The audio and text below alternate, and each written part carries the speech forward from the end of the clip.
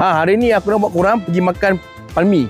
100% mi dia buat sendiri, bahan-bahan semua dia buat sendiri. Kau tahu tak yang buat siapa? Yang buat ni makcik yang umur 50 tahun tau. Orang Islam, halal. Dia dah mau sejak halal, tunggu dapat je. Yang ni dekat jalan Tanjung Minyak tau. Aku tadi nak datang, aku waste tu. Projek Pan Mi. 100% buatan sendiri.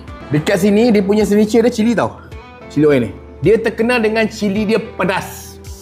Oi, dia goreng garing-garing, kita legam macam ni, lepas tu dia letak minyak. Okey, untuk korang yang korang tak tahulah kenapa dalam cili ni ada banyak minyak. Minyak ni dia menaikkan aroma cili ni. Macam bau, macam rasa dia. Aku beritahu dulu dia punya mi dia semua dia buat sendiri. Proses dia, tepung dia semua dia buat sendiri. Dia kisar ayam, bahan-bahan semua dia buat sendiri. Yang ni smoke duck smoke duck RM13 90 sen. Oh, smoke duck. Proses memang dia buat sendiri. Ni dia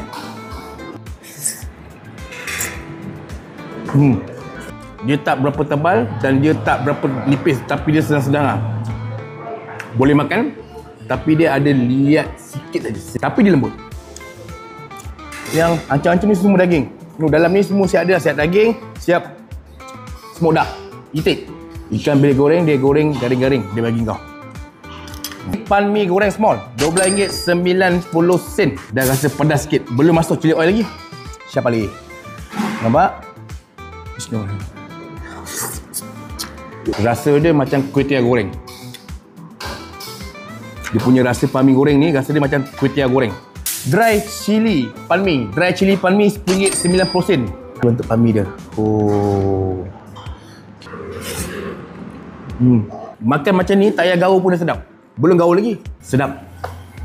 Mantap rasa dia. Pan mi goreng small, smoke duck, dry chili mi, tiga-tiga ni aku bagi 8. Sedap. Watermelon juice jumbo RM8 90 sen.